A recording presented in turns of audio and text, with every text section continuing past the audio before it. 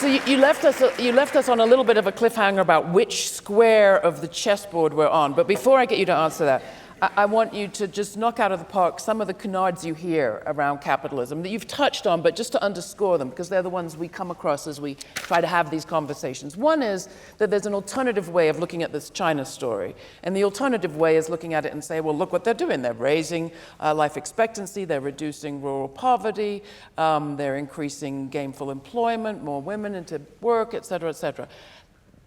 You've touched on that, but just to elaborate. Why is that not true? No, well, a lot of that is true. I think that the achievements of the Chinese in terms of increasing life expectancy, all of those kinds of things, have been very, very strong.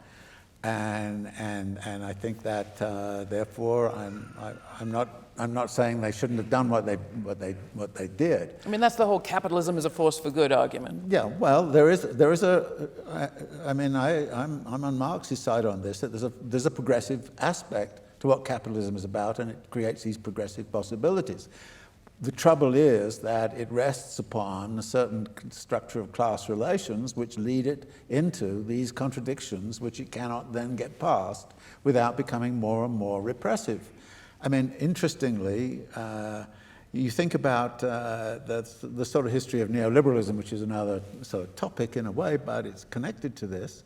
When the neoliberal logic came in, many people agreed that, yeah, we want more individual liberty and freedom and everything, and we agree with more flexibility and all of these kinds of things that were being pushed around, and entrepreneurialism itself sounds a good idea, and we're going to, building our own human capital is a good idea, and all this kind of thing, and everybody was kind of going, yeah, okay, so there was actually a broad consensus of agreement to that, and it therefore had, Margaret Thatcher had a lot of legitimacy, as indeed did Ronald Reagan, and that carried it forward. By the time you get to Clinton and all the rest of it, you're saying there's a different story going on here. I mean, he comes in saying we're going to have universal health care, and what does he give us? He gives us NAFTA, and he gives us the reform of welfare, he gives us the reform of the housing stuff, which led into the subprime crisis. Telecommunications law. Yeah, it gives us the criminal justice stuff, and he gives us the deregulation of Glass-Steagall. He gives us all this kind of stuff, and people say, "What's going on here? I thought we were going to, something was going to come good for us." By the time you get to 2007, 2008, it becomes pretty clear that actually, this neoliberal thing is a scam. And actually, since then, it cannot legitimize itself except by cozying up to neo-fascist kind of politics, which actually goes back to some of its origins with Pinochet. And it's interesting, the election on Sunday in Brazil. Bolsonaro is going to he wants to be a Pinochet. And his main economic advisor is, well, guess what? A Chicago economist.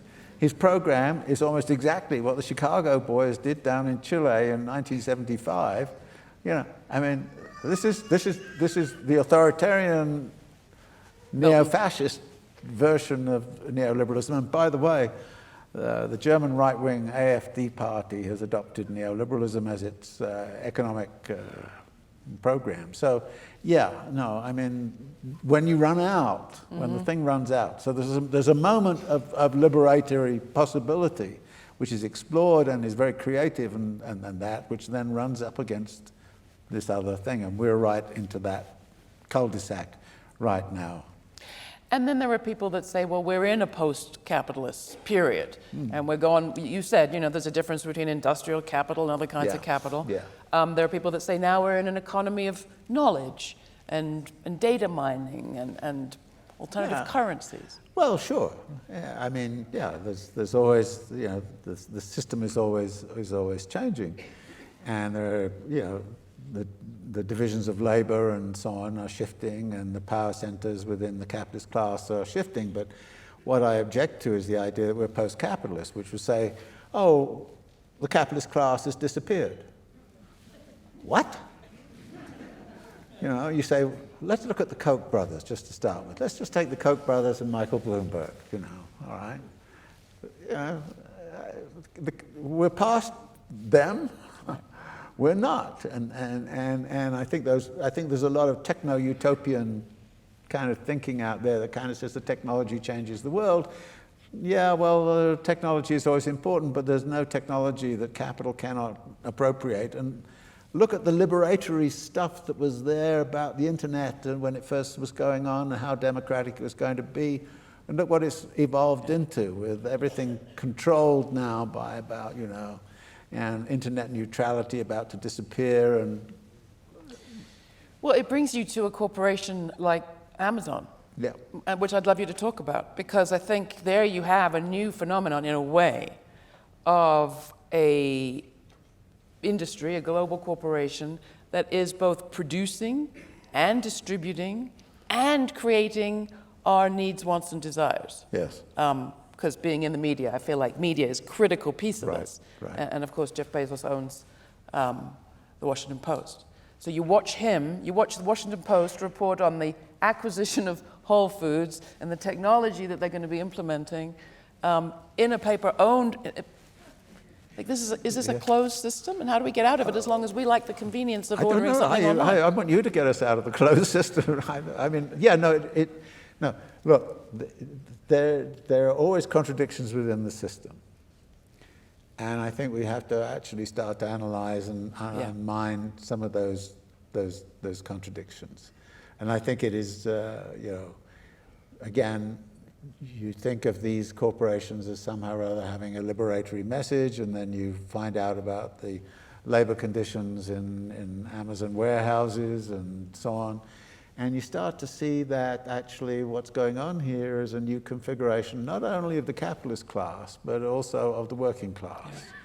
And it's that reconfiguration of working populations, which I think right now is beginning to interest me a lot, because they're beginning to see what's going on and the conditions of life, which is supposed to be, the new economy and all of the beauties that go with it, and then they sit in an Amazon warehouse and just shoving books around, low pay, almost meaningless labor, oppressive conditions of social relations. Right. And so, the system cannot survive without all of that. Although, again, what is interesting is when Amazon wants to set up a new place, it goes to all of the cities and says to them, give us a good deal. So it's amazing. Big capital can't survive right now without actually public subsidy all of the time. So it's getting public subsidy all of the time. And so capital in the traditional sense is actually not in very good condition. So the last square of the chessboard? Oh, you never get to the last square, thank you. I mean, it's not. No, we're not anywhere near there. All right. No. So we can rest assured we've got a few squares to go. Well, no. I think in terms of the possibilities, no. I think that. I mean, just to go back to. I mean, the Chinese cement case just blew me away when I saw that data, and you kind of go. If this is what it takes to keep capital going, to reproduce capital through a crisis of the sort that occurred in 2007, 2008, which is a financial crisis, if that's the only way that the system could get out of it, and that's why I think it's important to recognize the role of China in getting out of the crisis. If that's the only way, then you look and you sort of kind of say, what the hell's going to happen when the next crisis occurs? And the next crisis is likely to be not very far off. Yeah. But this time we're talking not about an economy which is 55 trillion, we're talking about an economy which is going to be 80 trillion, 100 trillion. What are we going to do? And what does that mean in terms of, global resource mining and extraction? And there's a lot of evidence right now that actually capitalists themselves are not so much interested in producing things anymore, but extracting value. Yeah. All this stuff of taking over pharmaceutical companies and patents of pharmaceutical drugs, taking over patents of drugs, and then, you know, the famous case of the guy who took over some small company which had a pill which was being sold for $7 and then remarketed it, I don't know, $750 or something like that. Pharmaceuticals are doing that all the time. The actual value of those pills is kind of pretty low. The monetary value is now at another level. So we've got this comes back a little bit to your monetary kind of thing. The relationship between money and real value has gone completely off the charts. And we're now working with a purely monetized economy and a monetized structure of value, and a theory of value which basically says value is whatever the money is. Mm-hmm. So this is one of the dilemmas that exists right now, and you have these tactics like quantitative easing and increasing. What about new forms of currency, Bitcoin, timeshare, all that stuff? Well, that's like, you know, playing tiddlywinks with, you know, in the corners. You know, it doesn't do anything. I mean, it's important because it's created this idea of a blockchain technology, and you know, one of the things that I learned about capital, by the way, is there's no such thing as an interesting or good idea that capital cannot appropriate and use for nefarious purposes. The big banks now are using the equivalent of Bitcoin, which is their own blockchain technology, to do all of the clearing between the big banks, which means they don't need the clearing banks anymore. Yeah. So they're actually getting rid of the clearing banks. So the clearing banks are going out of business because of this blockchain technology. So the big banks looked at this and it was a bit of a threat, and then they kind of said, how can we use it in our own interest? So the consortia now of the big banks who now clear things through blockchain technology of the Bitcoin type.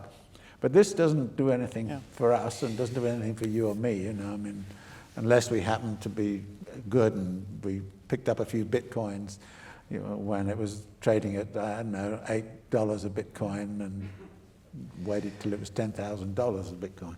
So let's talk about what else is happening, because I think that you've painted a hugely daunting picture.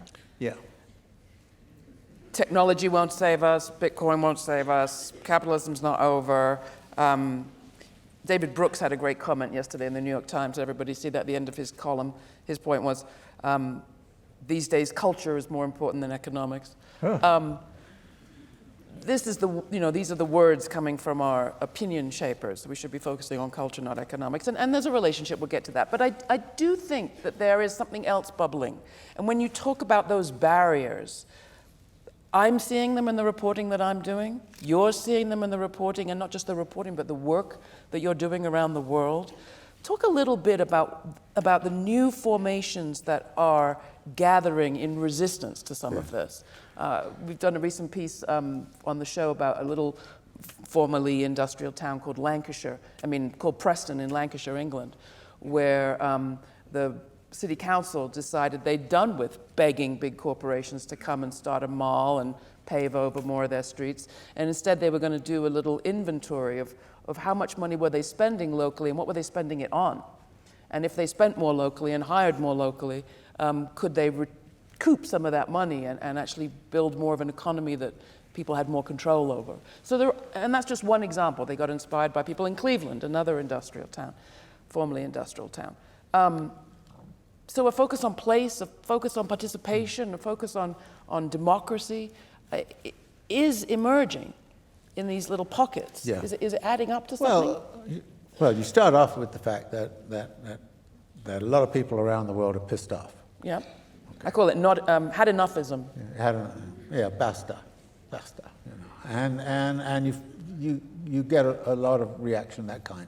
And some of that anger is, of course, being picked up by Trump, and it's being picked up by the far right, and is the source of the neo-fascism, which is sort of surging around the world. But it's also leading to many of these other experiments with kind of saying, okay, we're going to try and define what I'd like to sort of refer to as heterotopic spaces within the overall ghastly system, where people try to carve out a part of a piece of living where they can have decent life together and kind of collaborate and help each other and work together. And this could just simply be an informal thing, or it can become a more formal thing where people actually try to set up ways of growing crops and doing things and helping each other. So there is a great deal of work at that, energy going at that kind of level. The difficulty with that is, at a certain point, it doesn't confront the fact that somebody has to go and confront the Federal Reserve. Yeah. You know, and this is the difficulty of the thing these days. And actually, Marx talks about this when he's writing about the financial system. He says, you know, the financial system doesn't involve a conflict between labor and capital. It's really a conflict between different forms of capital. And this then kind of says to you, well, there's a real difficulty of revolution here. I mean, in the French Revolution, they could go storm the Bastille. You know, in the Russian Revolution, they had the Winter Palace.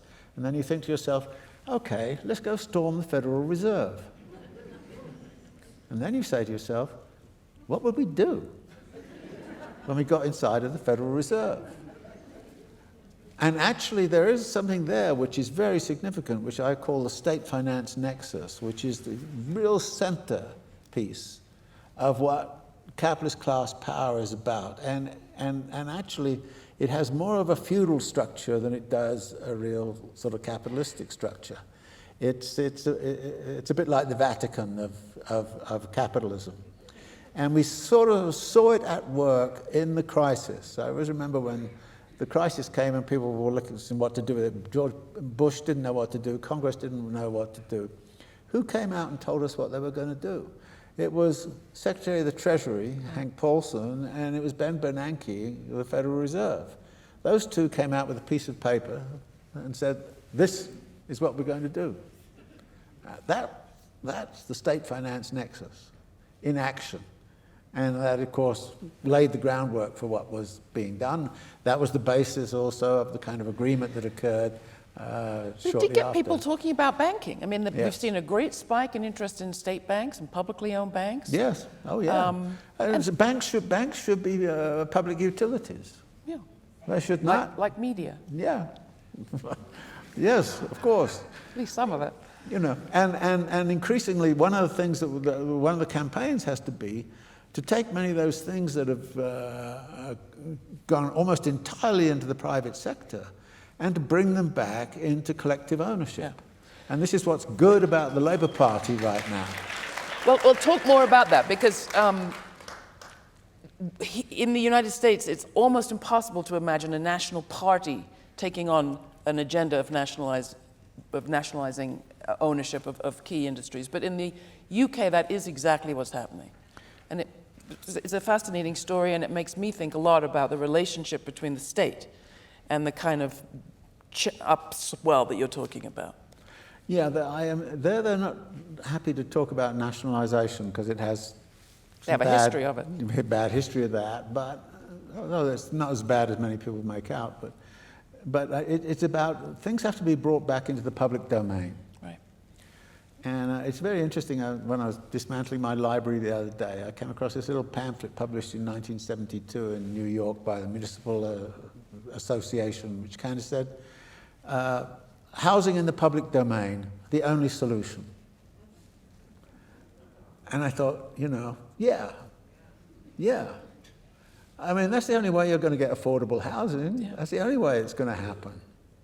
But we're told you can't talk about that anymore. So I think bringing things into the public domain and under the public control in the public domain is absolutely crucial. And there are ways of starting to think about doing that. And, there are all these areas like, education. I mean, why has that become a commodity in the way it's become such a commodity? Energy. Why? Yeah. Look at Boulder, Colorado. Yeah, right. No, municipalizing as a form of bringing into the public. Absolutely. And associated forms of ownership and re-establishing notions of the commons and things like that, which then become under public administration. Again, there's a difference between the state and a lot of this. And I think it's partly a political question because there is distrust of the state for very good reason, because the state right now is indeed acting like the executive committee of the ruling class. And this is a kind of a problem about saying we want state ownership. No, we want public domain. And there's a lot of sentiment in favor of that. I mean, it was so interesting when Corbyn came up with this thing. Jeremy Corbyn, the leader of the Labour Party in the UK. Came up with this thing and kind of said, okay, we're going to take back, water, transportation, mail, railways. We're going to take all of that back into the public domain, and everybody kind of, the Financial Times went you remember crazy. the story. I mean, it's worth it. The press were out to get him. Yes, right. And they leaked the early version of the manifesto. This was a couple of years ago in the summer. And the manifesto had national ownership, public ownership of energy, water, railroads, and mail. Yes. Leaked it out to the most conservative media. People loved it. Yeah. The public loved it. Yeah, right. No, it was huge. They got extra weeks of coverage in their nice short campaign season, and you saw a biggest growth of support for the Labour Party they'd seen in decades. Yeah, right. No, I think that, and it's that, I think of that pamphlet back in 1972, and housing in the public domain, the only solution. And everywhere you go in the world, there's affordable housing crisis. We've built cities that most people can afford to live in. And that's it. So I kind of, there's a lot of sentiment out there. And it has to be mobilized. And the other side of it is that we've I think, forgotten the potential power of what we might call a kind of hidden class politics. Again, the China case is interesting. Over the last 5 years, there's been overt labor struggle in China. China's faced with the dilemma that they have a communist party that is has all of this ideological baggage of a certain kind and still thinks Marx is great and all of this. At the same time, they've now got a working class movement that kind of says, hey, we want something that is radically different from what is actually going on. And wages have increased threefold in about the last 3 or 4 years. And this is why China's heading is an interesting kind of thing. Now, is that sort of thing beginning to happen around the world in the advanced capitalist countries?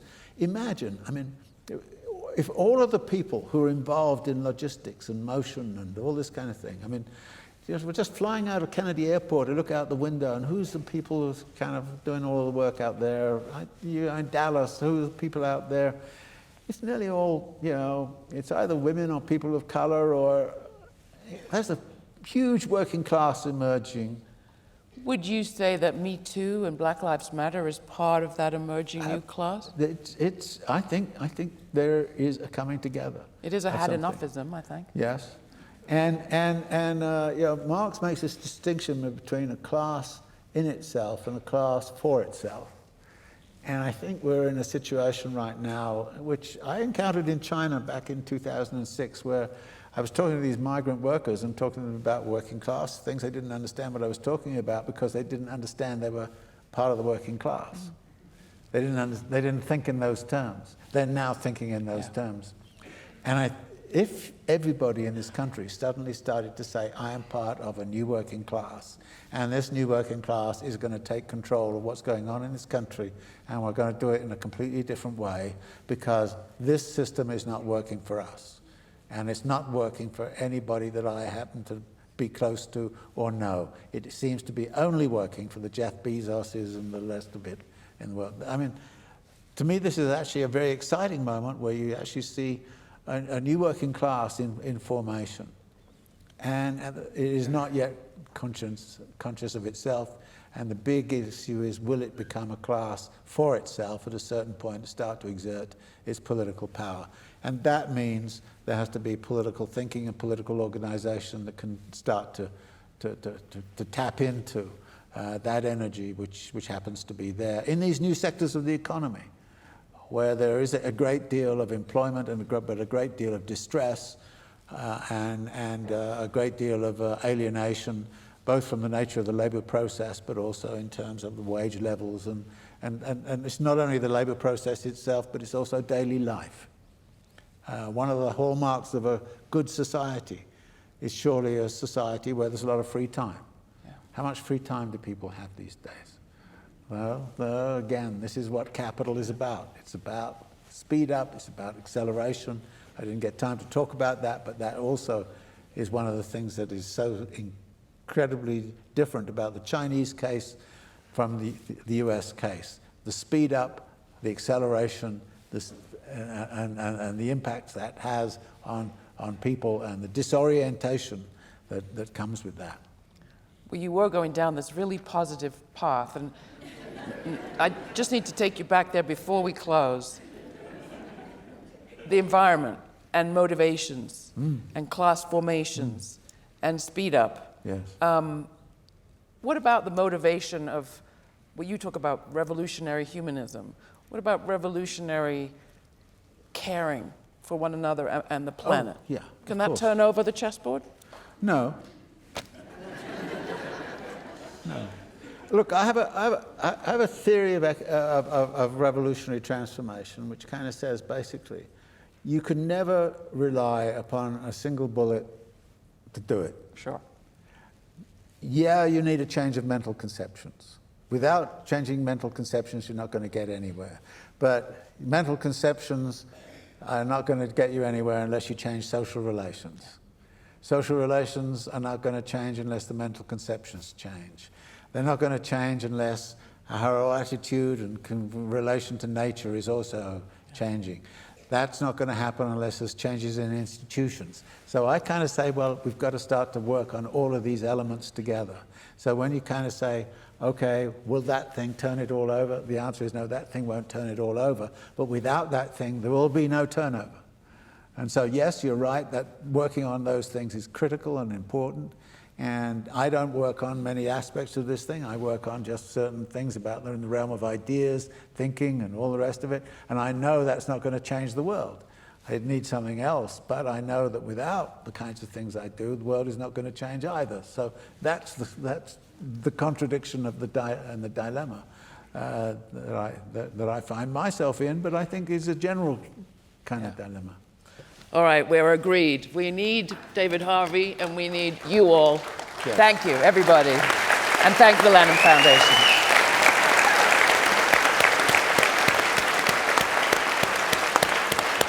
David is going to be signing books at the back. His books are for sale in the back of the hall in the reception area. Thank you, everybody.